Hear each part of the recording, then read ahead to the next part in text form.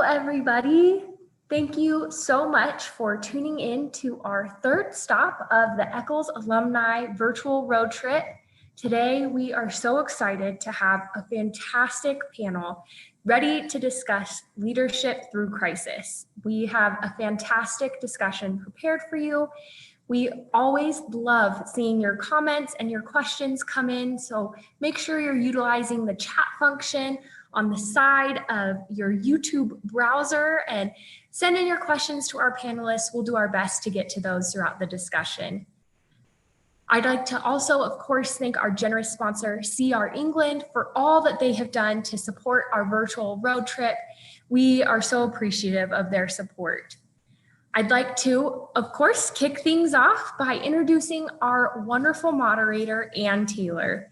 Ann is the chairman of our Eccles Advisory Board here at the David Eccles School of Business and is just incredible. She is going to be the perfect moderator for this discussion because she has an incredible amount of experience leading through crisis. In 2018, Ann retired from Deloitte, where she had previously served as vice chairman and managing partner of the Houston office.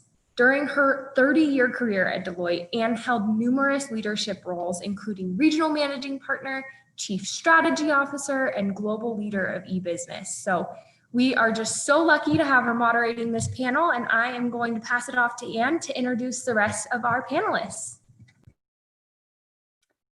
Hello, good morning or afternoon for everyone. I'm really happy to be here today. I'm here, so everything else is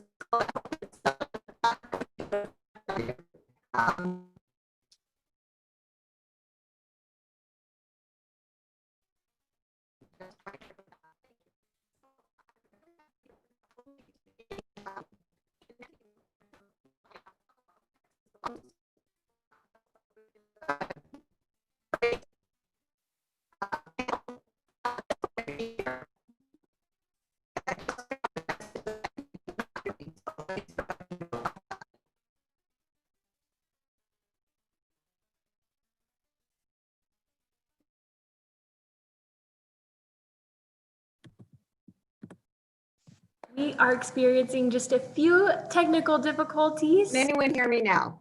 Oh, yes. That's all it took was for us to say we were having I'm technical. just going to wait for a chat to say that you can hear me.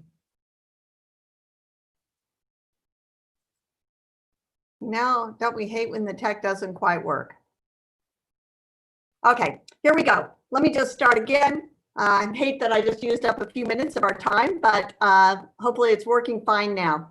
I'm happy to be here today. I'm really grateful that I get to connect with some of my fellow Texas alums and to work with this interesting and diverse panel. I think you'll see that their leadership perspectives come from a variety of different organizations, leading teams of different sizes, and really actually working within organizations that have different complexity, different scale, and even different history.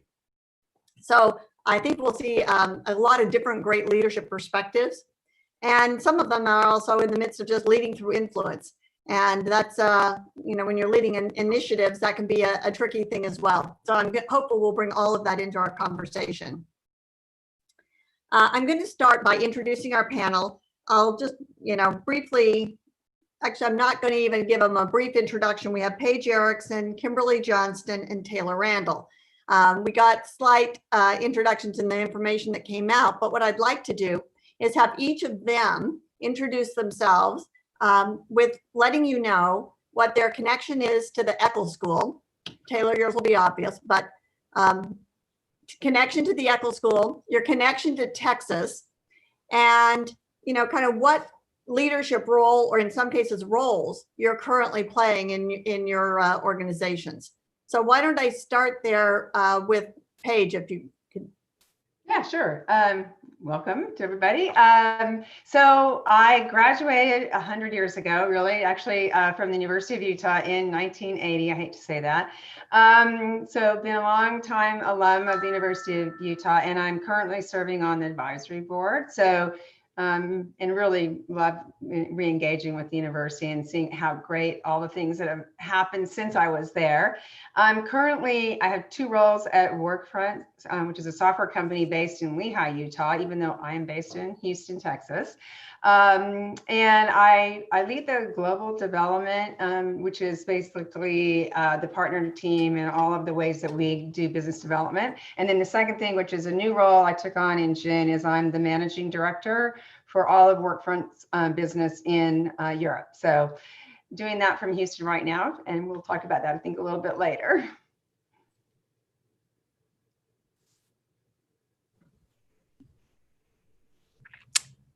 Good morning. I'm Kimberly Johnston, and I am a graduate of the Eccles School of Business and Accounting back in the early 1990s.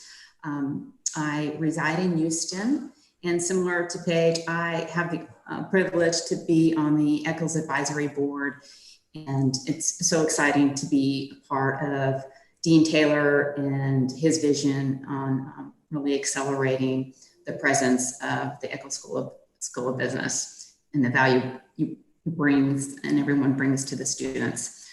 My role is I'm a national tax partner with Ernst & Young.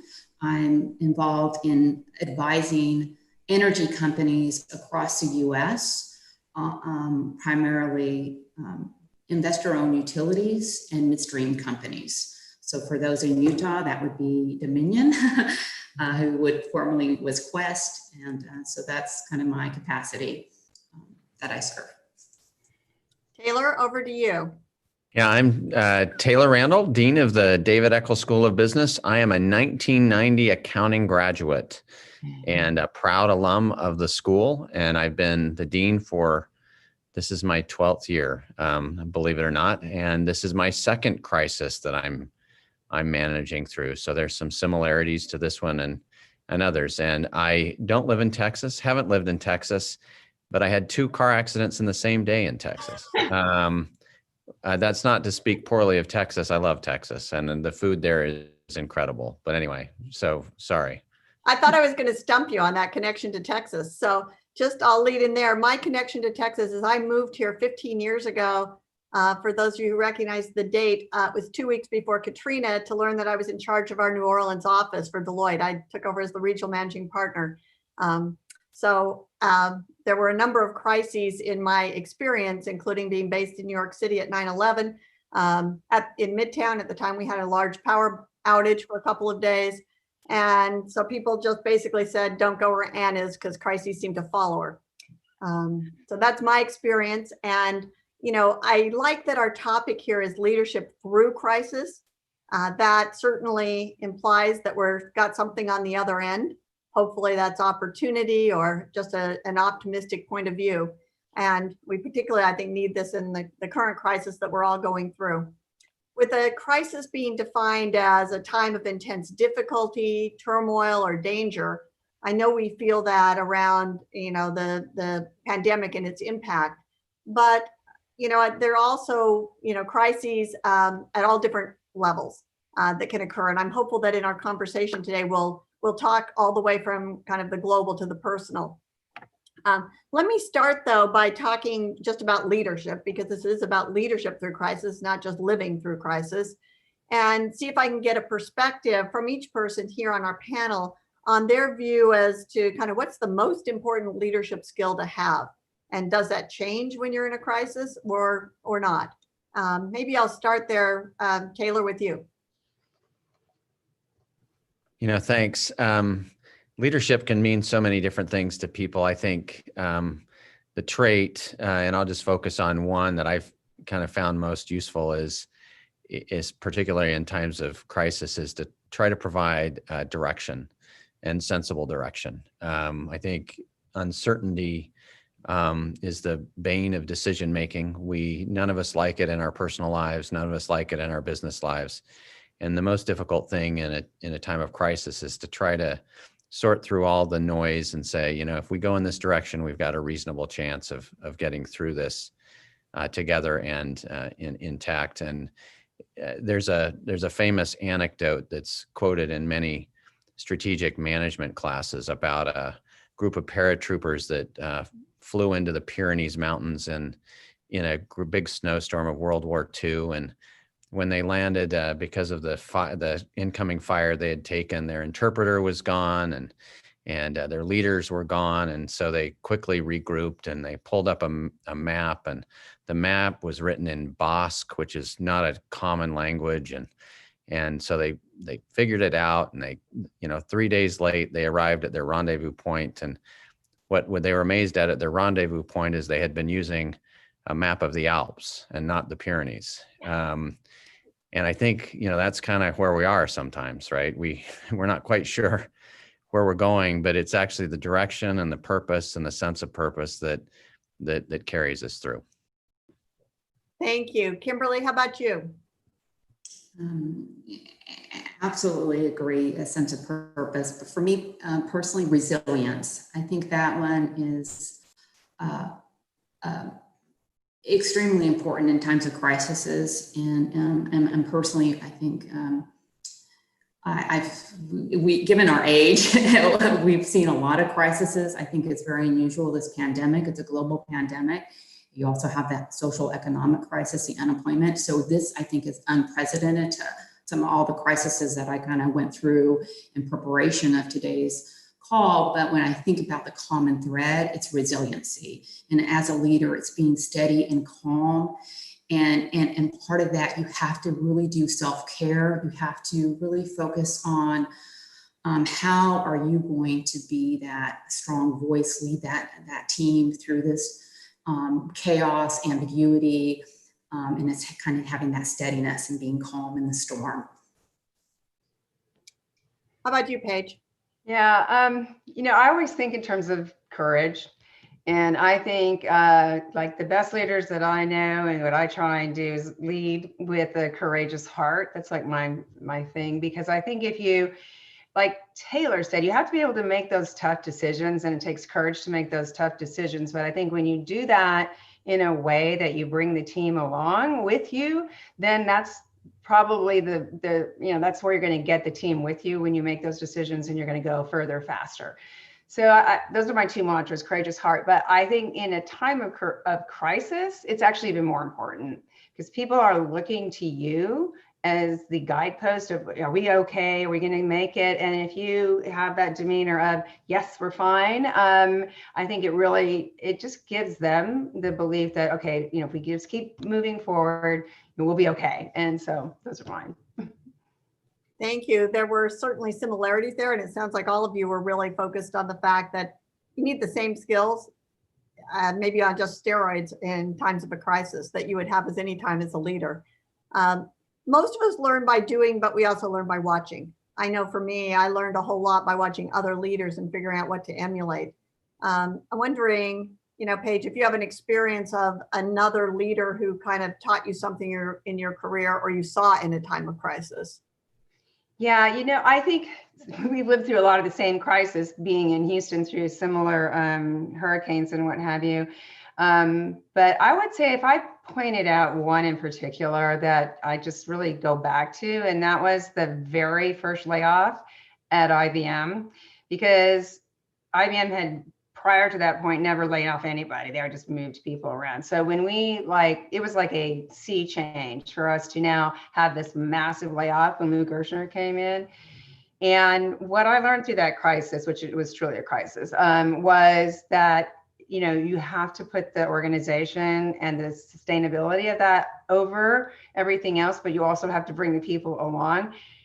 But the most important thing is, once you get through it, that you are able to show people that it was worth it. So to me, I just remember that, it was terrible. We had to lay these people off. And then ever since then, I realized that, guess what? Every single one of those people that we laid off went on to do something different and great. And so it gave me confidence in that, look, you have to make tough decisions and you have to get through these crises. But if you do it right, the people that are exited are still going to be okay too. And then the people that stay are going to be part of a stronger organization.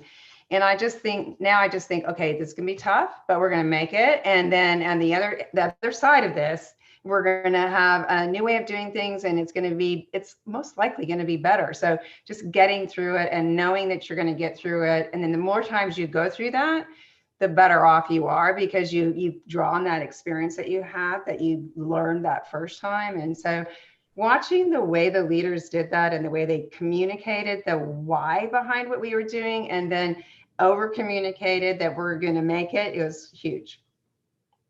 Yeah, it is nice to be of a certain age where you can say, I've gotten through something before, we'll get through the next one. And I guess that's something we can hold on to here, even though it's a different one. Right. Taylor, any more than beyond the example of the paratroopers? Oh, I something Paige said really resonated with me, and that's kind of telling the people the why. And I want to just kind of interject something. Often you'll hear the phrase, never waste a good crisis. And, you can interject organizational change in times of crises if you tell people the why. And I think you'll get people on board, right? So if you need to move in dramatically different directions, you can do it. I'll give the case in point of our business school. In the last financial crisis, 2008, 2009, I was an associate dean and then became the dean. And we realized we needed to change our business model, which required us taking a lot more risk. And I think if you go into those big change moments and you don't explain the why and you don't have people on board, a good crisis gets worse. And but on the other hand, if you can explain the why, then productive organizational change can happen. And in our case, for those of you that don't know or are listening, we went to a more private financial model, and it's allowed us to grow by nearly $100 million over the last 8 years. And if we had stayed on our previous model, we would have maybe grown by, I don't know, $10 million. So it's made a big difference for us. But I think what I learned, and naively, I'm not sure I planned it, is you just have to have everyone on board, and the why is important. Kimberly, you want to chime in on this one? Certainly. And unfortunately, but the silver lining is I have also experienced a couple layoffs in my career, and I've lived through the financial crisis. I was actually at Ernst & Young when Enron and Anderson collapsed, and I had to re-engineer myself along with the firms kind of overnight, as well as companies, when we had new SEC, Sarbanes-Oxley rules. And so I think, crises take many multiple forms. It can be a merger, it can be a financial crisis. The one for me, I was 3 years graduate student as an accounting undergrad. I had started my career with the U.S. Treasury. My first training was spending a summer in Oklahoma City, the federal building. And that was a year before the bombing. And that one strikes me just because that had a human element to it. These all have human elements, but that one, such a young, formative female. Anyways, how we came together was, I think we looked to the community that came together, that everybody around the world, the US, really was there to care for the federal employees, and the amount of just empathy and outreach. And we were all getting through this together. And I feel somewhat a little parallels with the pandemic, with the amount of deaths and fatalities we've seen. There is this huge empathetic in the air, if you will, and care. And I think that's really important. So I just wanted to highlight, didn't mean to derail, but that was a formative crisis that I went through. Well, thank you for adding the human element, because, particularly there are clearly those that touch all of us in different ways. I mentioned I'd been in New York City at the time of 9/11 and on our firm's Deloitte's executive committee. And I was also the leader of e-business, which was in my introduction there. And before that time, people were saying, I don't really know that we're going to need to do this. People were still using their email at best and printing it out and then reading it. So it's hard to imagine some of that going on not that long ago in the lifetime of most of our college students. And So I was having a lot of difficulty getting people to kind of see traction. But as soon as, particularly in New York City, where our headquarters was, people could not go to the office. Suddenly the idea of getting some, modems at home and kind of getting on the internet, where people thought it was only for shopping. And, if you weren't going to buy shoes, you didn't need it, or maybe books. And so it really accelerated, in your point of view, Taylor, that crisis was a huge opportunity, because it absolutely, kind of the way people are seeing today with virtual communication, but radically accelerated our use of e-business and internet usage in a real business context. And so it was a huge opportunity. With that said, and because you kind of took us down this path, Taylor, maybe we could talk about what do we think is the opportunity coming out of without losing the human element here, which we've added, what do we think is the real opportunity coming out of the current crisis we're in? I think if you take that just from kind of a business lens, it's going to be really different for each kind of industry that you're in. We're radically rethinking, how we deliver courses and education. And one of the key questions that gets answered for us right now is, why do students come to our school?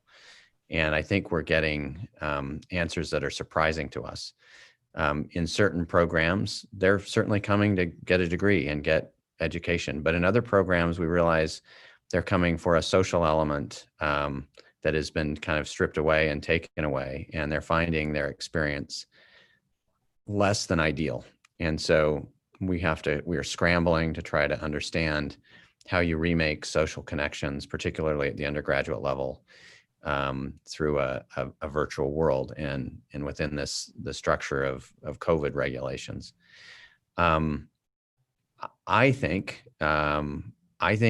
if anything, this is teaching us how important the human element is to the work that we do, and how important it is for each of us to be attached to individuals that care about their work. And, in a sense, we all share a common purpose. And as a leader, I will say my biggest struggle is to try to maintain that contact throughout the organization without being able to walk through the halls and poke your head in an office and say, how are you doing? That to me is one of the biggest challenges right now. I totally agree, if I can jump in here on this, because I think what Workfront sells is software that enables people to get their work done. And the interesting thing about what I see happening in this crisis with respect to that, and it does really depend on what industry you're in, but it's accelerating a lot of things that were already happening. And so people are already thinking, I don't really need to go to the office every single day. Why do I need to go to the office and get on a Zoom call in a cubicle?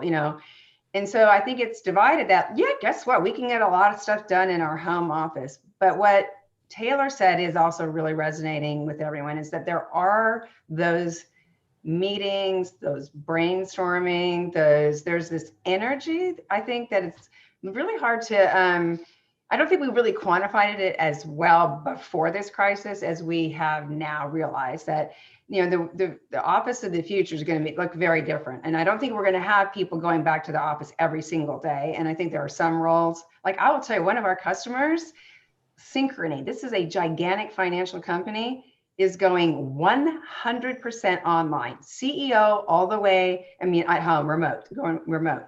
So you think about that. Now, we were all there on our customer advisory board, and when they said that, the jaws of everybody on the Zoom call went, what? Like 100% remote? I actually can't imagine that. And I think it's going to be interesting to watch and see what happens with them, because I do think that we have to make time and room for, like in the future anyway, when we can once again get in rooms and be with people. But I do think the office of the future will look differently. It'll be more about places to go and collaborate, places to go and meet, and it'll be more purpose driven in terms of just like, you have to be there for work. If that makes sense. Yeah, and I know we have a number of students on this call today, as well as, alums. And I, from the entry level people that work in companies that I've been working with, I'm hearing a lot of pushback about, the virtual environment, because I get that maybe part of it's the social context, but it's also, how do I build a network when I've never met my new employers and peers? And by the way, I live in a small apartment with roommates. I'm not set up to do this, or my dog or my kids or whatever it may be, but that it's particularly a challenge, I think, for our entry-level workers and, those, let's just put them all in the category of millennials / Gen Zs that are really kind of pushing back. Anybody heard anything about that? I might be early, Taylor, for you to have heard from other employers, but. I talk regularly to a number of CEOs, and I think we're seeing a switch. I think they observed early on a productivity increase at work as we switch to more remote work. But in the last, I would say 2 months, people are becoming much more concerned that productivity gain has been lost or gone away. And they're finding it increasingly difficult to motivate individuals. And particularly if you think about fixing a culture, and many of us rely heavily on culture to motivate and to drive improvement and innovation. And again, maybe it's a learning curve, but I haven't figured out how to develop culture over a camera. And maybe that's the name of your next book, and Camera Culture, and you can provide some insights. We'll go for that. Kimberly, I know a lot of the roles that you have, particularly now, even working with the U, are kind of working on initiatives and in teams where you need to influence, but you don't dictate, and you're trying to kind of gather people. How do you see that working in this environment and maybe on the other side? Does it change how we're going to do those kinds of things? So for me personally, with taking on initiatives, I think is a healthy way. It's going back to what Taylor said, finding a purpose. And there was a few initiatives that I recently launched as a result of the pandemic that were, and one was rolling out the blockchain curriculum at the University of Utah, where EY was working with its faculty, and we were able to do that within a month and roll it out on virtually. And I found that those teams, both Eccles faculty as well as the EY blockchain professionals out of New York, were so excited. It was, something new, something to focus my energy on. This is all positive. I'm going to be focused on setting up the students for digital literacy skills that is needed in the next transformation of technology. So that was this is going to be impactful even beyond my lifetime. And so that I think really was actually, we were able to make that happen, because before, when we were having these initial discussions, we were going, how logistically is the New York folks going to fly down? Are they just going to, we were struggling with that and seeing if that was even achievable. But with the pandemic and technology, it immediately kind of presented itself. The other area is, as I mentioned, I advise energy companies. Well, lots of energy companies, as we know, are frontline essential workforce. They're keeping the lights on, the gas flowing, but they also have to keep their crews safe and protected, especially when we've seen the extreme weather in California, all the hurricanes. So it gets highly complex.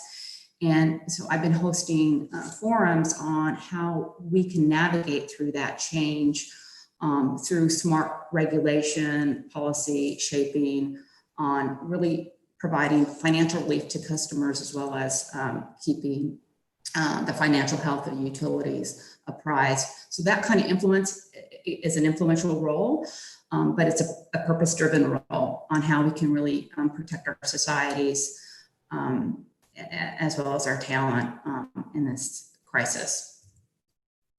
Thank you. We got a question from our audience, which I'm going to let any of you chime in on. But I'm going to start with Paige, because I think it's particularly kind of relevant to your situation. So our audience asks, how do you inspire your team in terms of what we're currently going through, and continue to inspire them? And I asked Paige in particular because she has a new expanded team that I don't know if you've even met them all. So let me let you go first. Okay. I think that it's really important to keep people inspired. First of all, I'll say that. And I think by setting this whole positive vibe that is also really, really important right now because people are struggling. So keeping them inspired here. I will say I have a whole team. I was supposed to move to London in September. It keeps getting delayed because of the pandemic.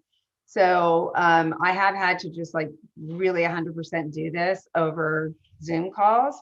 So what I did initially was I was very clear about what my principles are, what I expected of them, what they could expect from me, and then let them know that I really pay attention to. I really do say this. I pay attention to things along the way. So you have to do that in order to be able to quickly, adjust and change, your mind. So then I decided I'm going to have a round table with every single functional group and ask them, like what's one thing on their mind. And then I really listened and fed that back to them. And I did that with every single group. So I met with the marketing team, I met with the pre-sales team, I met with the sales team, with support, finance, HR, and got all of that pulled together. Because I also, not only did I take a new job, I took a job over from someone who had really been a terrible leader. I'm just going to say that we made a mistake in a hire. And so people were really feeling down, and they needed to once again feel like they could have belief and trust in what Workfront would provide for them as a company and experience. And so I think one is really engaging with them and listening and getting them participating in understanding and helping solve the problems. Like I basically said, look, I am not going to solve everything. I'm going to ask your help to help me solve it. So I find that when you give people a goal to focus on together and it brings the team together on something positive, whatever that may be, because it's going to be different for sales than it's going to be for the support team or whatever. So understanding each group's individual needs and requirements they have, and then challenging them to work together to solve it. That was one way I did it. And then I'll tell you another thing I've really gotten into, which I just never thought I would, is I send a weekly video. At the end of the week, I talk about what's positive that's happened on the team. And I use Loom, and I just send it out to the entire team. And because I've found that they'll listen to a 5-minute video a lot easier than they will in terms of, like written communication. So I'm being creative too. And then we're also doing these crazy fun things where we'll have people, we call them celebrity chefinars, where we have everybody go buy stuff and then someone teaches a recipe. So mixing in some fun as well as best as you can and being creative about that over Zoom has also really had some fun along the way that I wouldn't have never imagined that I would ever in my life make lasagna. But this guy just taught us his grandma's recipe, and it was hilarious. So I think it's not just work. It's still got to have that fun element that is missing from walking through the halls. And that is what I think inspires people. And I think they see that, and they see that commitment to them, and then they want to recommit back and start building trust again. Anyone else want to talk on inspiration? I think Paige is absolutely right. You have to have fun, even though obviously it's trying times, and but we sent recipes out and all the ingredients and had cook night similar to Paige, and that was well received. Or have people bring their children in, and there's a lot of young working families or students, and when you're on Zoom with the young child in your lap, introduce yourself, have him, have the family be part of it. And I think we have a lot of young professionals that may be a little nervous about having a present, but the thing is, we're all home, and then we've had a lot of team trivia where you come up with just different trivia to really get to know your team members a little deeper than maybe you wouldn't necessarily in the office, given this situation. And the last I'd say is gracious acts. We talk a lot about that at in our organization. Just extend a gracious act and to your fellow worker, to your client, and it can take any form, however you want to be creative. But But I think as Taylor mentioned, we have to kind of think differently. This is so unusual. It's not walking down the halls like we're all so accustomed to. But the fun element is very important. I would say I'm inspired by listening to these two right here. I've got to get a little bit more creative. And so rather than share something I do, we have a wealth of incredible managers here at the school. And one of the managers, and this is maybe slightly different, is one of our managers realized early on that sometimes the rah-rah speech wasn't resonating. And I think she figured out why. And it's because we're all going through these emotional highs and lows. And often when you hit a low, it's difficult to do something fun, or it's difficult to get excited again. And so she implemented a practice of every Monday just kind of writing how she was feeling.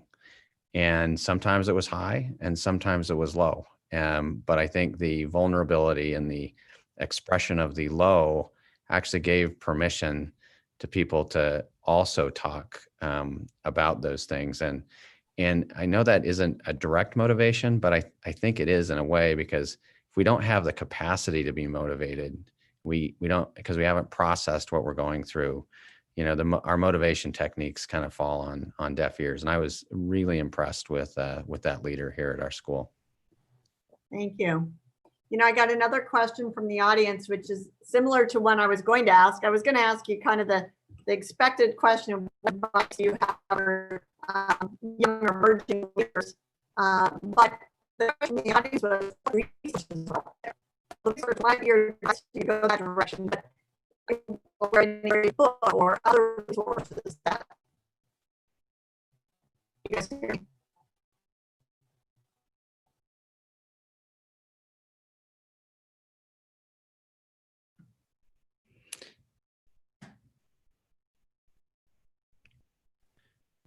Can you hear me now? Okay, so I'm so sorry. I haven't touched anything. I'm sitting in the same spot I started in. So these are the frustrations of the pandemic, but I'm healthy, so it's all good. So what the question was, are there any great resources out there, a book or something else that might come to mind that a young leader ought to look at? Anything strike anybody? If not, yeah, you can I'll start. I'll tell you, if you haven't listened to the Happiness Lab, it's really awesome. It's a podcast done by a professor from Yale that's just fantastic.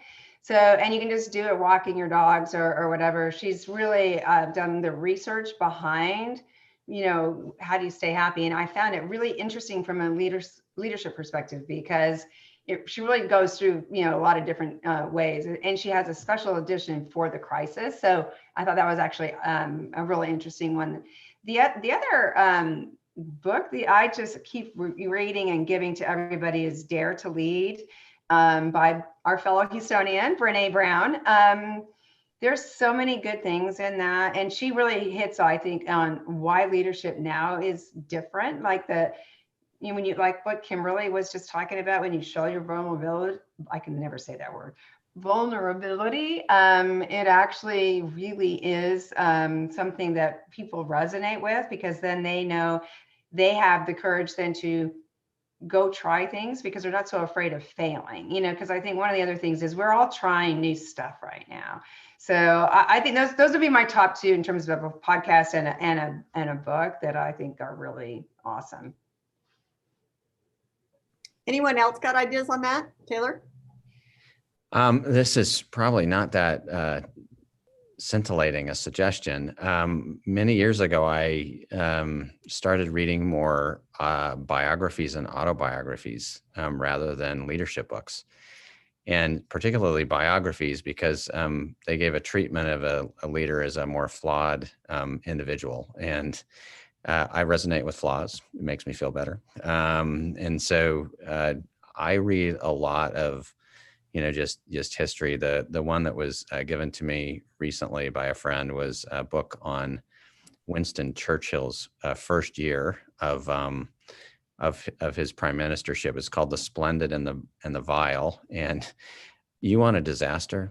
That first year was a complete disaster. And the reason I liked it is it basically walked through the techniques that he had to use, to try to motivate a country that was getting bombed every night. But it also presented, him in a way that you saw where he was worried. And boy, he did not have it easy. And I think for any leader, using some of those techniques is useful. I loved that book. It's an awesome book. It made me want to go read everything else by Eric Larson. So then I went right into Garden of Beasts, which was like the opposite, like looking at Hitler as a leader. Was it really? Yeah, it's really actually awesome as well. So I that was my first Eric Larson book, but it's on my list of things to read now. So I'll go look at that one next. You just reminded me. I love that idea of histories because it's so similar to our talking about, learning from other leaders we've seen in action. Some of these we didn't get to see in action, but getting kind of to the human side. Yeah, I'll tell you, Boys in the Boat is similar to that too. If you haven't read that one, Taylor. I have read it. Now. I have read it. Great book. Too. Yeah, very, very good. Presidential histories are great. World leaders. So anyway, I think those are fun. Mm-hmm. Any other resources anybody's got? Okay, so if not, let me kind of shift gears a little bit. We've touched on this somewhat, but this current crisis is one that's in some way or another impacting everyone globally. And we realize, those ways it impacts us are very, very different. But a lot of times, as some of you gave in your early examples, it could be a crisis for a company, or maybe just a project, or it could be a crisis at the local level.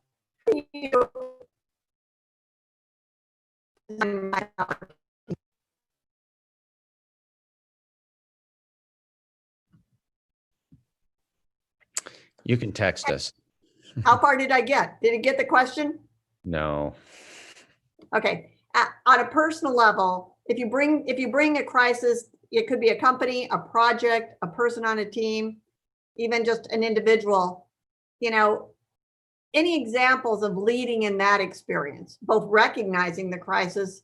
And I realize, Paige, you gave us one and Kimberly as well about layoffs, but what other examples do we have? Because a lot of this is not going to be as obvious to the outside world as the pandemic is.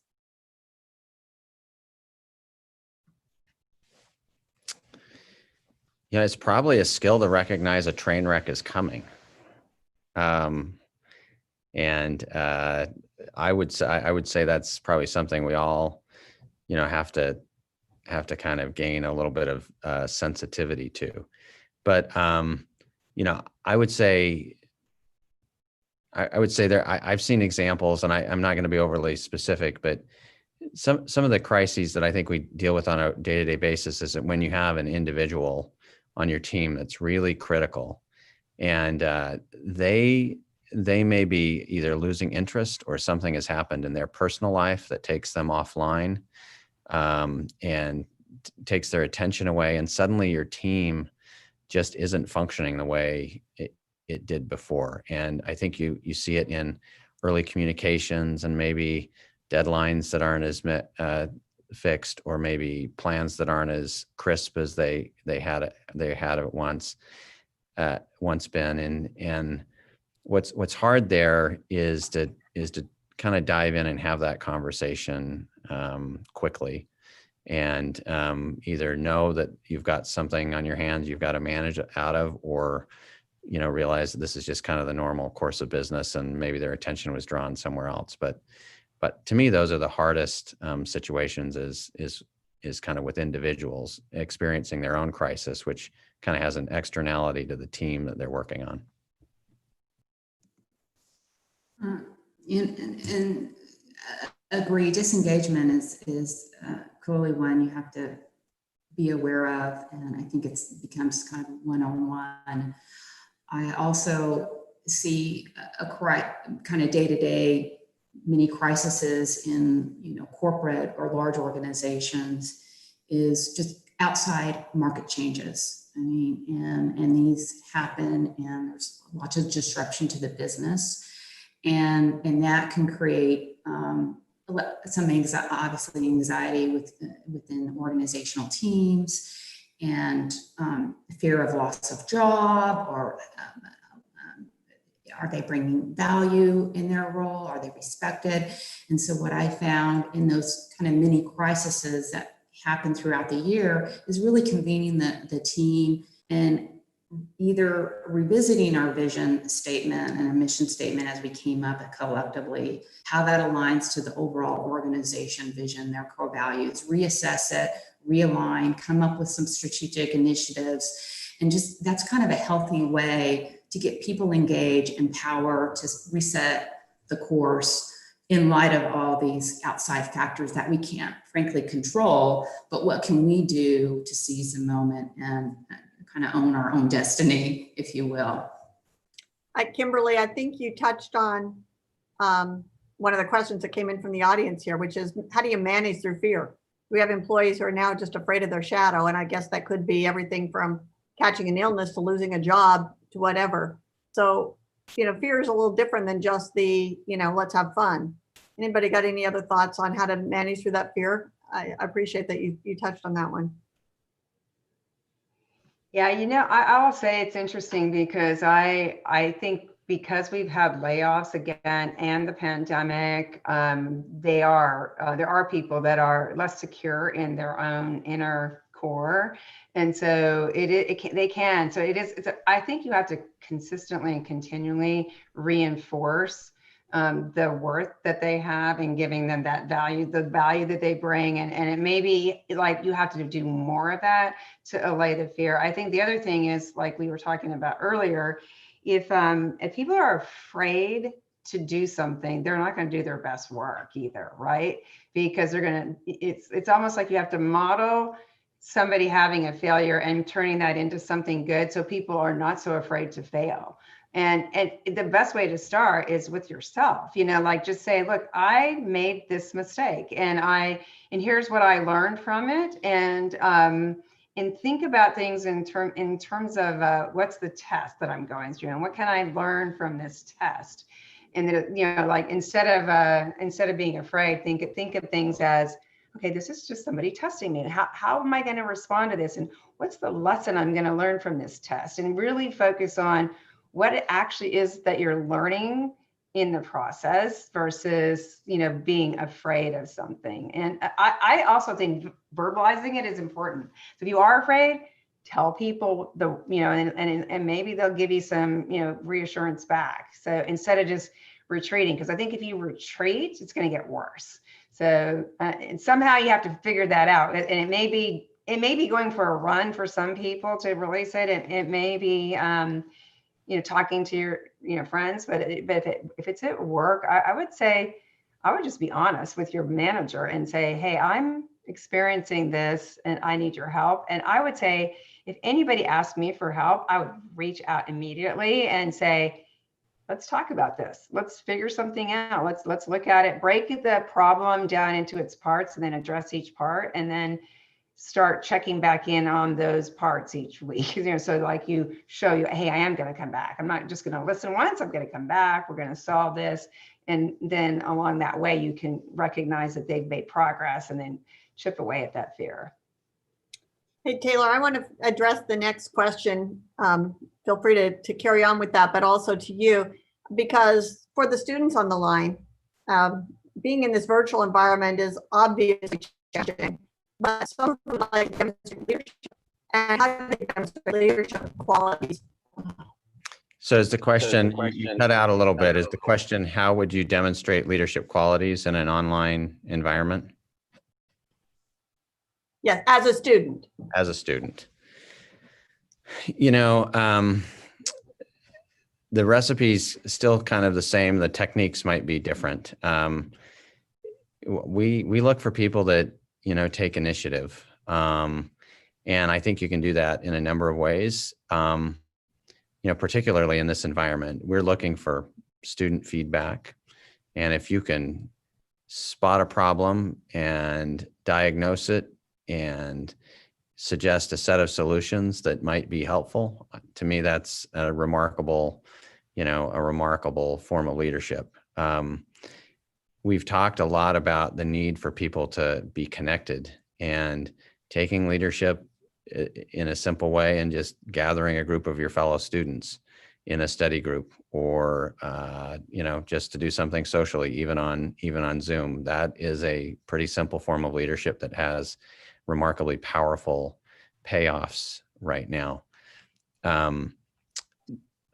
I think, we try to set up a school environment in a purposeful way so that there are opportunities for leaders to emerge.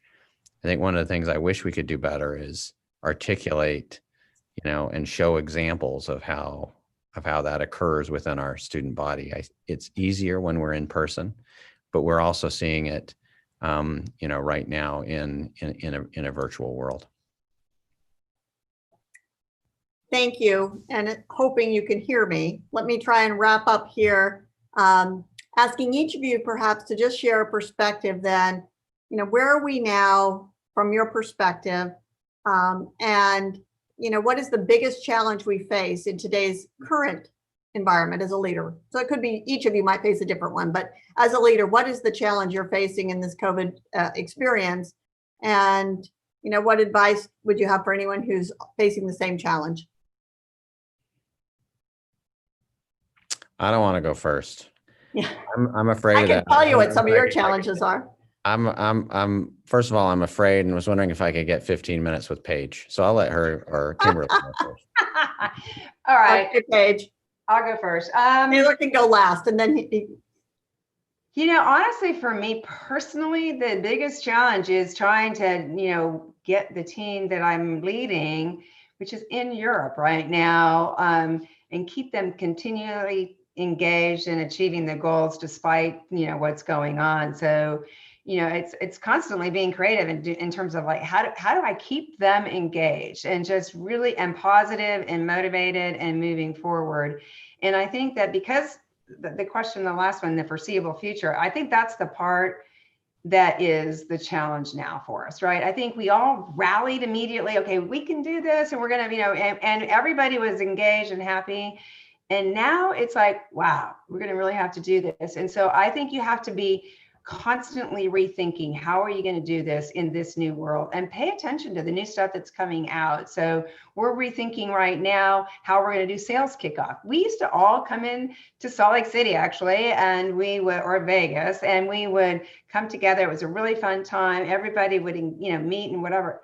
Well, we can't do that, right? So now you have to rethink. You can't keep people on Zoom for 8 hours. So you got to really shorten things down and be really, prescriptive about how you're going to get that done and how you're going to engage people. And so, and then look at new stuff that's coming out. Like there's this new software now where it's like you go into like a restaurant and you're like, you could pick a table and that's where you're going to have that conversation. I was showing the board a little couple of tricks on Zoom, like getting people engaged where they're actively, and breaking off into, breakout rooms to give people a chance to actually talk. So I think part of it is rethinking, how are you going to get your work done in this new environment? And then like literally be on the lookout for new stuff to keep people engaged. And then you got to keep doing the work. That's the thing that's the crazy part. So how do you, do follow up with, like, I'll tell you one thing I'm looking at now for my 2021, one of my big 3 initiatives is digital first. And that means challenging every team. How are you going to do this? Like you're not going to do a demo for 8 hours either anymore, right? People are going to spend 2 hours with you. So how do you do that? How do you give them information up front first so that they come more ready to ask the questions and be engaged without, being on a Zoom call all day. So I would say the biggest thing is keeping people engaged, thinking differently, and then taking a day at a time. Like, you just can't just be really overwhelmed. So if you get burned out, go for a run, in my case, I'm a Peloton junkie. I guess to go jump on the bike and take care of yourself. So that'd be mine. Sorry, it took too long. Kimberly? I would say the biggest challenge for me, and this is just our professionals, are under tremendous stress. And I think burnout is, how do you keep our talent really engaged, as Paige said, and deal with burnout? And I really think it is, it's two things. I think it's personal well-being, and as leaders, being empathetic and knowing that's okay to take care of yourself. It's very important, your mental health well-being. And there's ways you can do that as an individual and with the team. So we do a lot. Our global leader just rolled out a whole series on the pentathlon, but it's a virtual cycling or connecting on one of those virtual races and doing those across the country with teams. So I think health and well-being is very important to avoid that burnout. I also think now that you have young professionals at home that have families, they're the teachers, they're the cooks, they're working around the clock on client demands, and it's all in the same roof. And so trying to really maybe compartmentalize in your home where your office space is, where your family space is, and then trying to find ways to get out in a very safe environment where you're doing social distance golfing or with your teammates, but try to think differently on ways you can kind of avoid that burnout and create some social connectivity, because we are very social in nature. So that's the biggest challenge that I face. Hey, Taylor, we gave you some time to think about it. Well, I know, thank you. And all I can say is I feel like I'm in good company, because the challenges that Kimberly and Paige are facing, I'm facing as well. So I'll offer something new, but just know that the challenges that they've mentioned, I think, are first and foremost in my mind. And I think for me, if I were to think just strategically, the critical questions we're trying to answer in education in general is what will become permanent change and what will not. And those questions have really profound impact on our business model and pricing and student experience. And those we are gratefully able to experiment with right now, but it also presents kind of difficult decisions about going forward. And I think you'll see some organizations really make dramatic changes in what they do. And we, in some sense, I think organizations that were doing poorly before now have the ammunition to make big changes. And one of the challenges we have is we're actually doing fairly well. And so the question is, how do we parse through what we should change and make progress into the future, because it'll make a big difference. I think that's a great way to sum up here, especially that idea that we have to think about what's short-term, what's long-term, what's permanent. Because maybe initially, as we've said a few times here, if we thought it was 6 weeks, we behaved one way, but what do we have to do now to be in a multi-user environment? I guess I need more bandwidth, but whatever it might be. So thank you all for being on the panel, and thanks to the participants out there. It was just a great conversation. I enjoyed being with all three of these people, and hopefully the rest of you enjoyed it as well. Langsha, I believe I'm turning it back over to you.